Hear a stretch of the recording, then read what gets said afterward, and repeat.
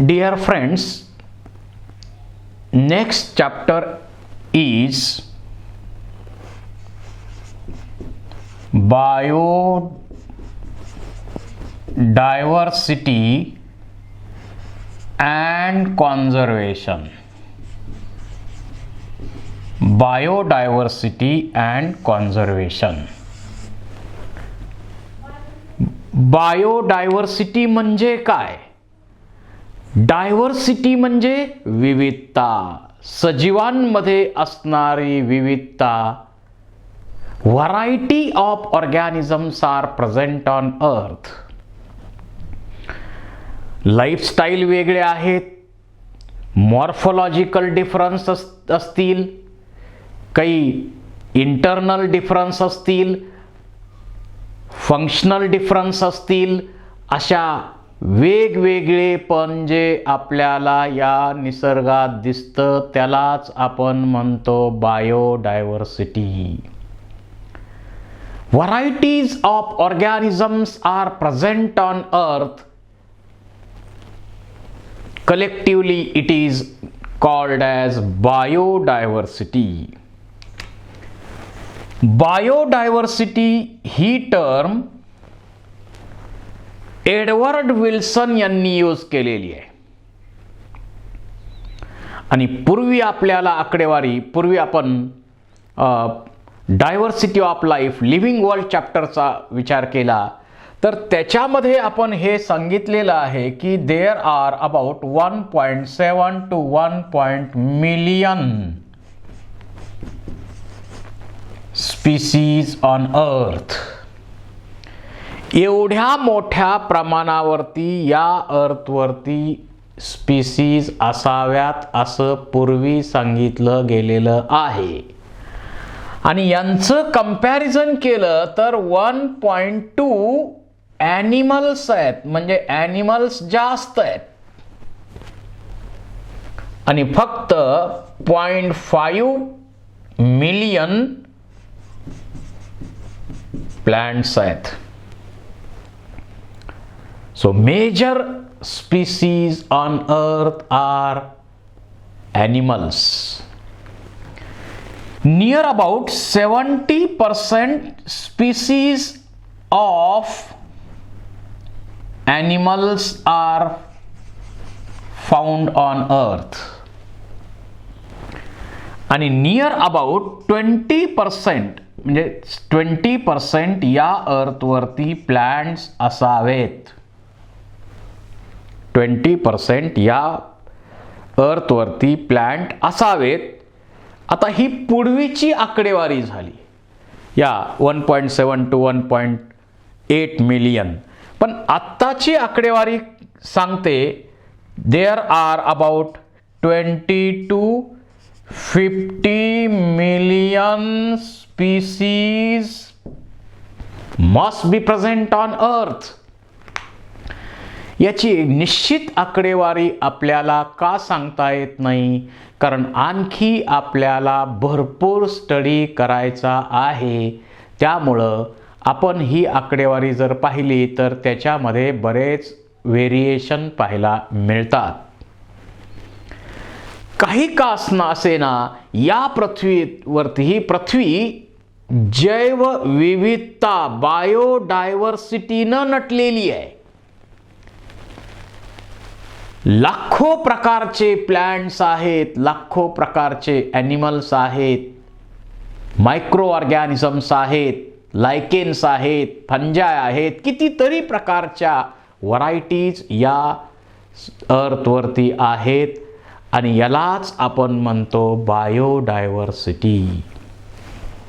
यालाच आपण काय म्हणतो? बायोडायव्हर्सिटी. एडवर्ड विल्सन यांनी सुरुवातीला टर्म बायोडायव्हर्सिटी यूज केली. बायोडायव्हर्सिटी ही टर्म सुरुवातीला यांनी यूज केलेली आहे. So according to Edward Wilson, biodiversity combined combined biodiversity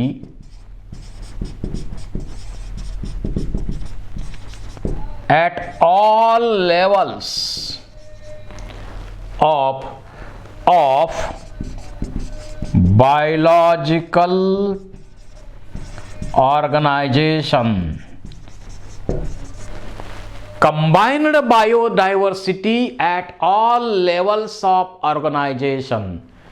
living ऑर्गॅनिझममध्ये ऑर्गनायझेशनच्या अनेक लेवल्स आहेत आणि या सगळ्या लेवल्समध्ये जी विविधता आपल्याला पाहायला मिळते, व्हरायटीज पाहायला मिळतात, त्याला आपण बायोडायव्हर्सिटी म्हणतो. समजा प्रोड्युसर विचारात घेतले तर प्रोड्युसरमध्ये सुद्धा भरपूर भरपूर भरपूर भरपूर व्हरायटी आहेत. त्याच्यानंतर primary consumers ecological point of व्ह्यूनं आपण विचार करतोय. प्रायमरी कंझ्युमरचा विचार केला तर त्यामध्ये सुद्धा भरपूर भरपूर भरपूर व्हरायटी आपल्याला पाहायला मिळतात. त्याचबरोबर सेकंडरी कंझ्युमर लेवलला आपण गेलो तर सेकंडरी कंझ्युमर्समध्ये सुद्धा भरपूर भरपूर भरपूर व्हरायटी आहेत.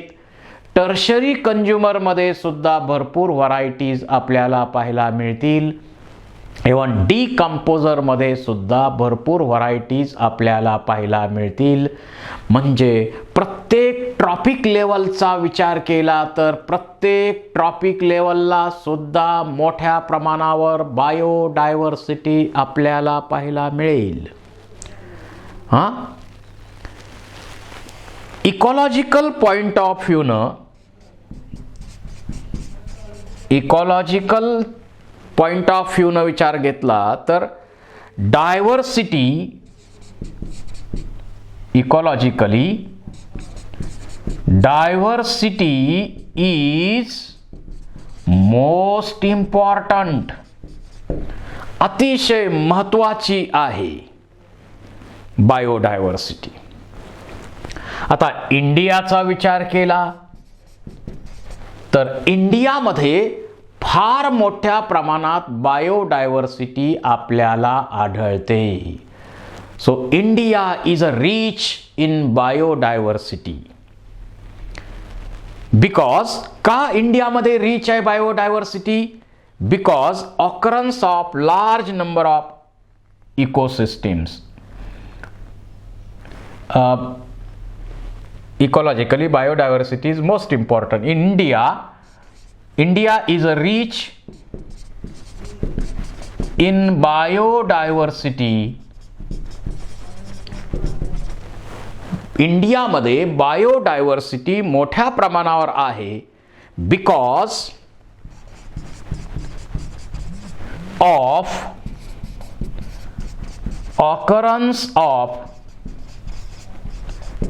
occurrence of large number of ecosystems. इकोसिस्टीमचा नंबर इथं मोठा आहे. बऱ्याच प्रकारच्या इकोसिस्टीम्स इंडियामध्ये आपल्याला आढळतात. जसं लेक इकोसिस्टीम आहे, त्याचबरोबर रेन फॉरेस्ट इकोसिस्टीम इथं आहे, त्याचबरोबर डेसिडियस ज्या झाडांची पानं गळून पडतात ते डेसिडियस प्लांट आणि त्यांची इकोसिस्टीम म्हणजे डेसिडियस इकोसिस्टीम आहे. त्याच्यानंतर कोरल रीफ याची इकोसिस्टीम इंडियामध्ये पाहायला मिळते. त्याचबरोबर मँग्रोव्ज जे कोस्टल रिजनला वाढणारे प्लांट आहेत त्यामध्ये एक स्पेशल ग्रुप आहे मँग्रोव्ज, त्यांची इकोसिस्टीम आहे. आणि वेटलँड. आता वेटलँड म्हणजे जिथं पाणी वरती आहे, 2-3 फूट पाणी आहे आणि त्याच्यामध्ये भरपूर ॲक्वॅटिक बर्ड्स आपल्याला पाहायला मिळतात. असा जो एरिया आहे त्याला आपण म्हणतो wetland. So India is rich in biodiversity because many types of ecosystems are present in India like lake ecosystems, forest ecosystems, deciduous, coral reef, mangroves, wetland अशा अनेक प्रकारच्या इकोसिस्टम्स आपल्या देशात असल्यामुळं India is a rich in biodiversity हे statement आपण इंडियाच्या बाबतीत वापरू शकतो. इंडियाच्या बाबतीत हे स्टेटमेंट आपण वापरू शकतो. म्हणजे इतक्या मोठ्या प्रमाणावरती या देशात आपल्याला बायोडायव्हर्सिटी सापडत आहे. त्यामुळं आपण तसे लकी आहोत, कारण आपल्याकडं तसा विचार केला जगामध्ये बरेच देश आहेत की जिथं फार मोठ्या समस्या आहेत, परंतु आपल्यामध्ये बायोडायव्हर्सिटी पण रिच आहे. एन्व्हायरमेंट त्या मानानं अतिशय चांगलं आहे आणि अशा ठिकाणी आपण राहतोय ह्यासाठी आपण लकी आहोत. Then types of biodiversity. Types of biodiversity. या बायोडायव्हर्सिटीचे टाइप्स आपल्याला आता स्टडी करायचे आहेत. बायोडायव्हर्सिटीचे 3 मेन टाइप आपण इथं स्टडी करणार आहोत. एक आहे जेनेटिक डायव्हर्सिटी, सेकंड आहे स्पीसीज डायव्हर्सिटी, थर्ड आहे ecological diversity. Ecological diversity. Genetic diversity म्हणजे आता पहिला आपण इथं टाइप विचारात घेऊ. Genetic diversity. जेनेटिक डायव्हर्सिटी म्हणजे जीन लेवलला एका स्पीसीज मध्ये वन स्पीसीज एका स्पीसीज मध्ये जीन लेवलला असणारी डायव्हर्सिटी. एका स्पीसीज मध्ये जेनेटिक लेवलला at one species at gene level in one species. पण परत लिहू. In one species variations occurs at gene level. Variations occurs at genetic level किंवा gene level. That is called as gene diversity. Genetic diversity. एका species मध्ये सुद्धा अनेक आपल्याला varieties पाहायला मिळतात. त्यालाच आपण सोप्या भाषेत म्हणतो जेनेटिक डायव्हर्सिटी. स्पीसीज एकच आहे, पण त्याच्यामध्ये भरपूर टाईपच्या व्हरायटीज आपल्याला पाहायला मिळतात, कारण आलिल्स त्याच्यामध्ये भरपूर टाईपच्या आहेत. जसं एक्झाम्पल आपण विचारात घेतलं राउल्फिया.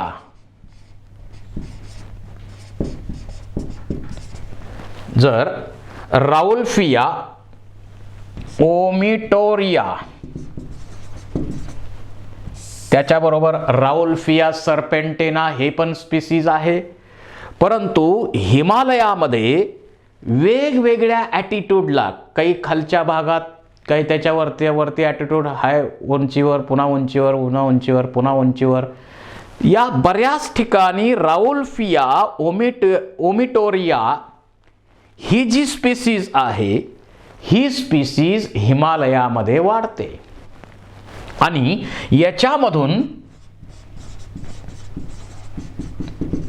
रेझर पाईन, याच्यामधून आपल्याला रेझर पाईन नावाचं केमिकल मिळतं.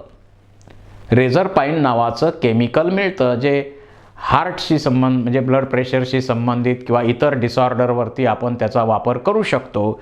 तर हे जे प्लांट आहे ते हिमालयामध्ये वेगवेगळ्या उंचीवर आढळतं.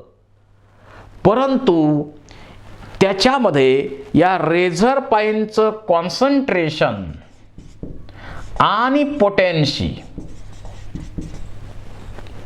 म्हणजे तेच केमिकल आहे, पण एका उंचीवर त्याचं कॉन्सन्ट्रेशन त्याच प्लांटमध्ये कॉन्सन्ट्रेशन वेगळं आहे आणि पोटेन्शी पण त्याची वेगळी आहे, ताकद पण वेगळी आहे त्या केमिकलची. पुन्हा त्याच्या वरच्या भागात गेलं, राउल्फियाच्या प्लांट पाहिले तर त्या भागात त्याचं पोटेन्शियल वेगळं आहे, पोटेन्शी वेगळी, त्याची ताकद त्या केमिकलची वेगळी आहे, त्याचं कॉन्सन्ट्रेशन वेगळं आहे. पुन्हा वरती गेलं तर त्याची ताकद वेगळी, कॉन्सन्ट्रेशन वेगळं. एकच प्लांट आहे, हिमालयामध्येच आहे, परंतु खाली उंच उंच उंच उंच उंच आपण पाहतो. आणि आपल्याकडं सुद्धा जे मेडिसिन्स, आयुर्वेदिक मेडिसिन्स आहेत, जास्तीत जास्त हिमालयन मेडिसिन का प्रेफर केले जातात, तर त्याच्यामध्ये पोटेन्शियल जास्त आहे, पोटेन्सी, ताकद जास्त आहे त्या औषधांमध्ये असं म्हटलं जातं. तर एकाच स्पीसीजमध्ये इतके व्हेरिएशन आपल्याला पाहायला मिळतात. इतके व्हेरिएशन्स एका स्पीसीजमध्ये आपल्याला पाहायला मिळतात. दुसरं एक्झाम्पल घेऊ, rice strains. There are about 50,000 rice strains. 50,000 rice strains आहेत. त्याचबरोबर मँगोचा विचार करू. आपल्याकडं मँगो कॉमन आहे, परंतु या मँगोच्या 1000 व्हरायटीज आपल्याला पाहायला मिळतील. मँगो एकच आहे, पण देवगड हापूस वेगळा, रत्नागिरी हापूस वेगळा, बेंगलोर हापूस वेगळा. बघा, हापूसच आहे, पण देवगड हापूसची जी चव आहे ती रत्नागिरी हापूसला नाही, कारण दोन्ही कोस्टल रिजनमध्ये मिळतात आपल्याला, परंतु प्रत्येकाची चव थोडी थोडी वेगळी आहे. म्हणजे व्हरायटी एकच आहे. त्यानंतर काय, समजा आणखी हापूस नंतर पायरी असेल किंवा आणखी मलगोबा असेल, लालबाग असेल, वेगवेगळ्या अशा कितीतरी 1000 varieties of mango are present. So this leads to genetic diversity. आता या जेनेटिक डायव्हर्सिटीमुळे काय होईल, इट हेल्प्स in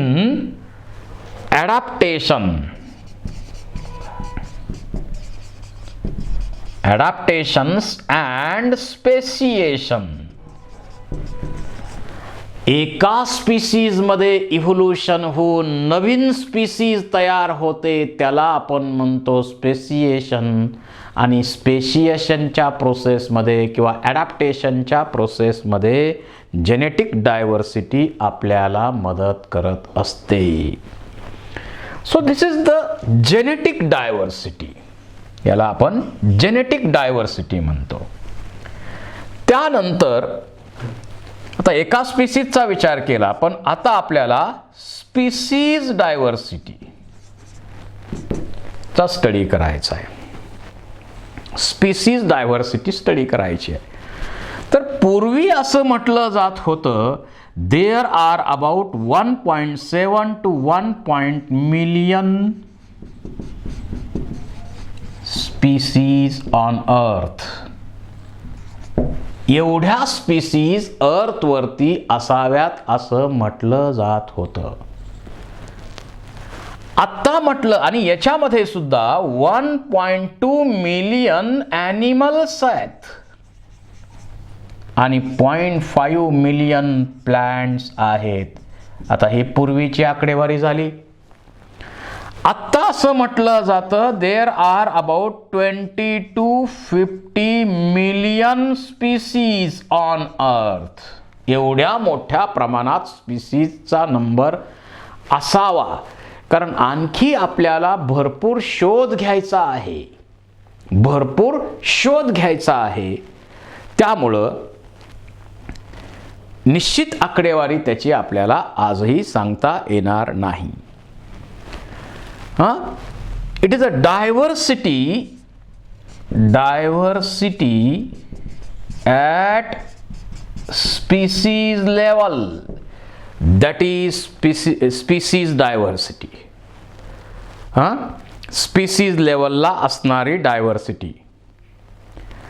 त्यानंतर diversity at species level, variety in number,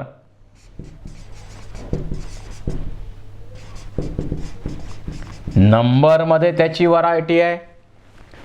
त्याचबरोबर रिचनेस ऑफ स्पीसीज, याच्यामध्ये पण व्हेरिएशन्स आपल्याला पाहायला मिळतात. The number of individuals, the number of individuals of different species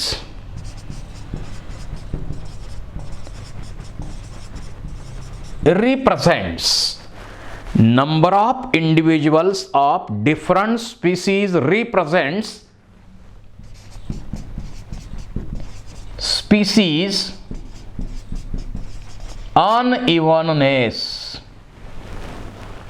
uneven distribution आहे ना, निश्चित असं काही सांगता येणार नाही. एखाद्या स्पीसीजचं एखाद्या एरियामध्ये जास्त पॉप्युलेशन असेल, दुसऱ्या एरियामध्ये कमी पॉप्युलेशन असेल.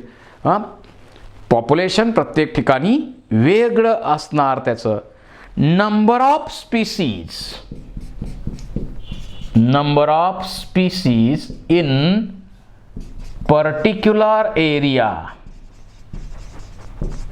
number of species in particular area is called as species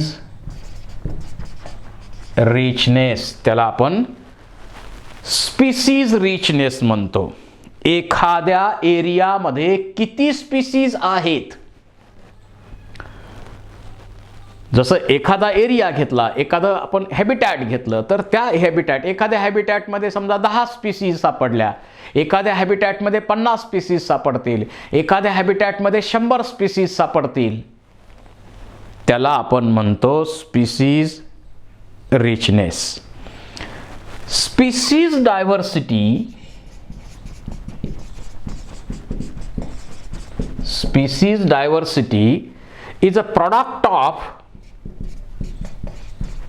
is a product of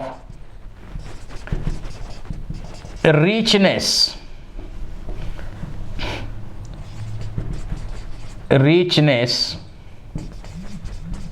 and unevenness.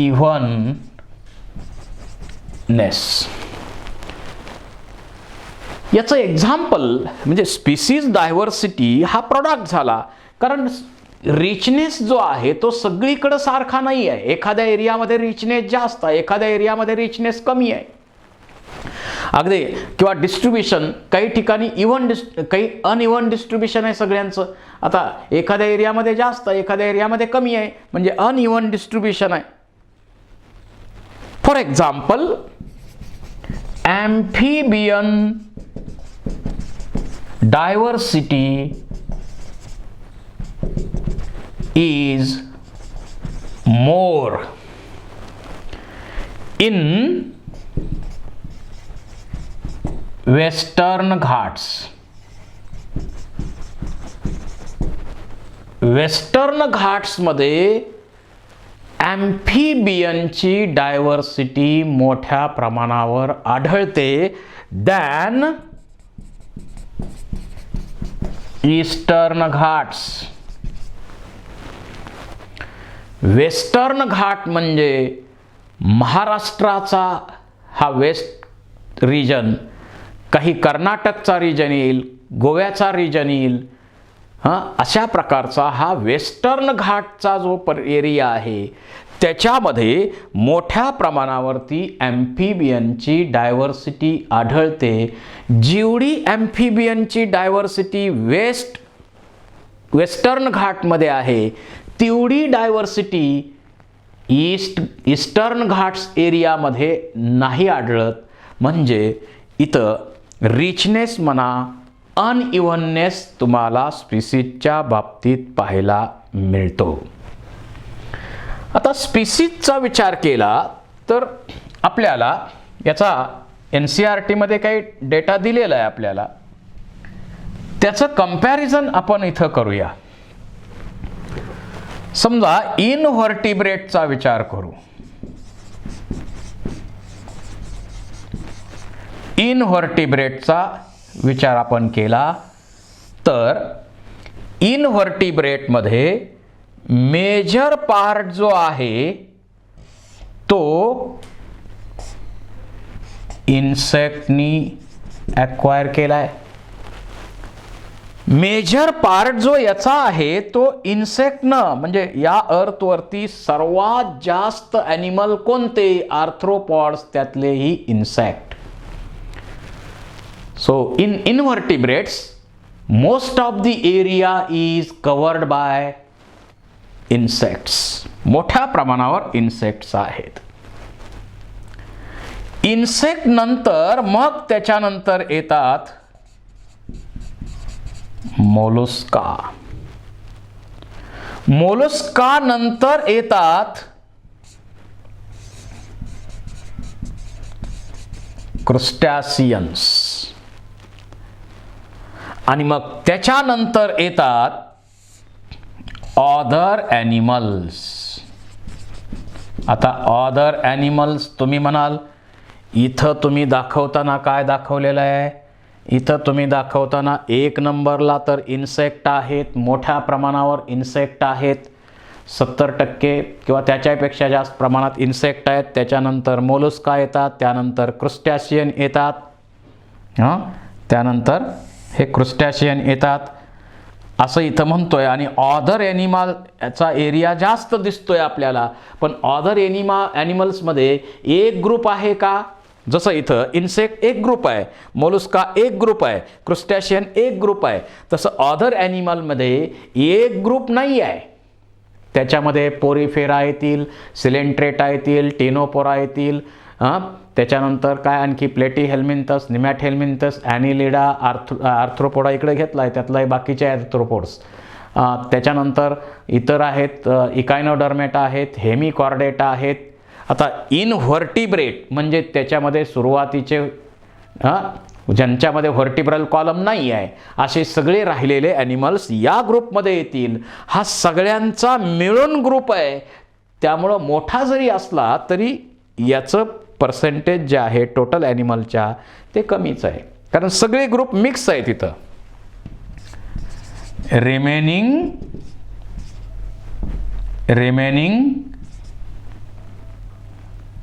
Animals mix आहे तिथं. रिमेनिंग ॲनिमल्स इथं मिक्स आहेत. आता इनव्हर्टिब्रेटचं झालं, त्याच्यानंतर व्हर्टिब्रेटचा आपण विचार करू. सेकंड, किंवा आता मी हे बाकीचं डिलीट करतो.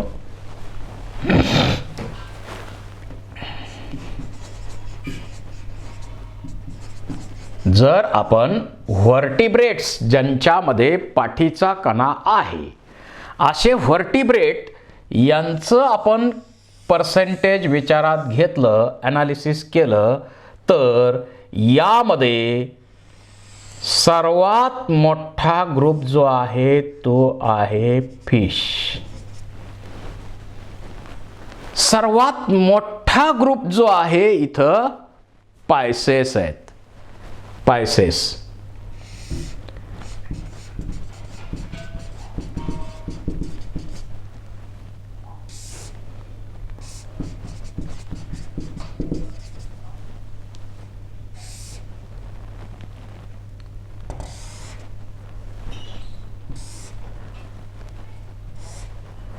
त्यानंतर इथं बर्ड्स आहेत आणि मॅमल्स आहेत. मॅमलचा ग्रुप तसा छोटा आहे.